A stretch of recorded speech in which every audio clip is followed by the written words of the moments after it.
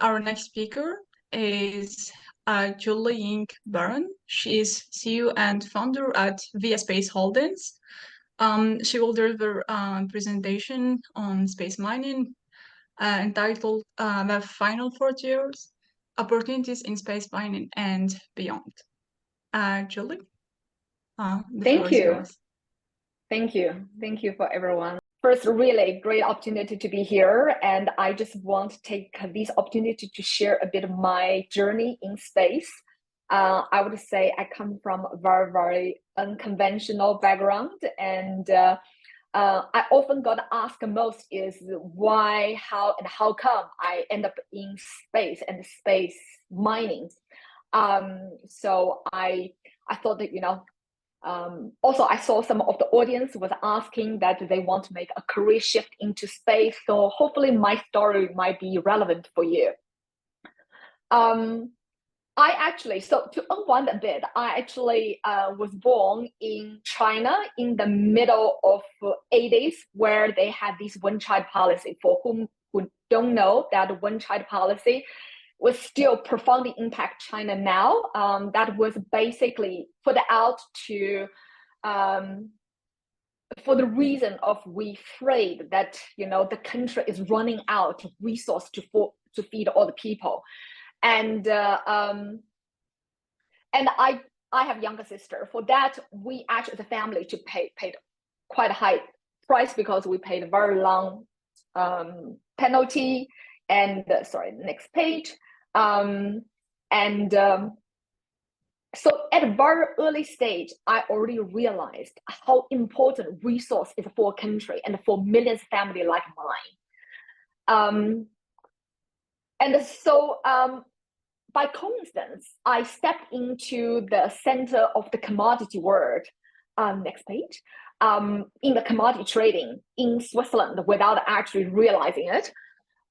So I worked in Glencore and worked with a big mining company like BHP, Rio, and Anglo. So I have seen the boom side of the mining, but I also seen the dark side. I don't know how many times I traveled to the mines, the unescapable of the pounding sound while you dig out millions of tons of rocks and just to trace below 0.5% of minerals, right? And guess what happened to the rest 99.5% of rocks? Yes, we have to refill back to this giant hole. And so it was really astounding me that what is the solution, right? We have next 2 decades had 2 billion population land into this planet. And while we are living in this very polarized world, yet there's one thing all the politicians agree is that we need to tackle the environment issue. So there is EV cars rolling out in the next few years, but that's only solved half the problem, because where are we going to find the minerals and metals to build the batteries as well as the charging station? But on the other hand, we have infinite resource in the space. Next page, please. Where they offer so many resources like copper, nickel, platinum, lithium, cobalt, that it's probably enough for our humanity to not be afraid of running out of resources. And I'm sure, for the next page, I'm sure a lot of you guys were like ask, well, we actually just ruined in a way, put a lot of damage to our planet. Are we going to do the same to the space if we're doing space mining? But actually, the space mining will be mined very, very differently from how we mine on the Earth, because there will be no atmosphere. There will not be burning coal and burning fossil fuels. It will be largely based on water, based on sun, based on fusion power. Next, please. And sorry, it's slightly distracting when I can't control the slides. So I think that's make such massive difference, right? And then then once again, I think people might say, well, are we going to bring the mineral and metals back to the earth? I think that is only going to be an interim solution, because right now, even with limited quantity bring back to earth, it's very costly. So it's clearly not economical scalable. So the real thing what we need to do is to build infrastructure in space. And that's where via space come in. Thank you. Next page. And via space as a company, me and together with my team, we are running an investment firm where we invest proprietary, but we also attract capital with risk appetite that to invest into the best segment in the space ecosystem. So next page. And in the space industry landscape, I mean, if you can see this chart, which is already very outdated, and if we can see the next few charts, that is just basically the highlights of the key companies in the field. But the map cannot capture or cannot catch the expansion of the space ecosystem. So let's go to the next few pages where you will see the space launch companies. Unfortunately, large is still based out of US, but I actually see from the audience, you know, there are launch companies definitely from Middle East, from Poland, and there. Although out of the US, it's still a bit nascent, but I think it's very encouraging to see more launching company come out. And next page, we have like space manufacturing, we have component, we have satellite, we have a mobility companies, and we have space station, we have the space biotech, and all these. If we can quickly run through a few next charts, that would be great. Yes, so that's space exploration. And next one, so manufacturing. Next one is, next, habitation and mining. And that's where, if once we need to build infrastructure out there, that's where we need a space mining, because we need resource and mineral out there. So here I'm going to give a few highlights of our portfolio company that we already invest in. Please, the next one, that will be the Phantom. Yeah, Phantom. So obviously, I think launch business is so crucial, right? Without launch business, I think we cannot open the entire space economy. But the launch business is not just the few big guys who does the ride share. There are also small launching companies like Phantom who focus on dedicated launch.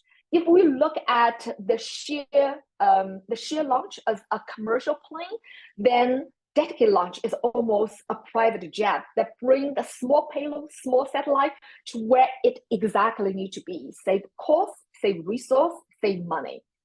And Phantom is proud to be the Henry Ford in space industry. Why? Because it put affordability into the space. And how it can do that? Next slide. We're going to see the next, our portfolio company is Earth Major. So it's one of the leading company in propulsion system. It's a product or it market cover from commercial market all the way to defense industry, from hypersonic to propulsion system.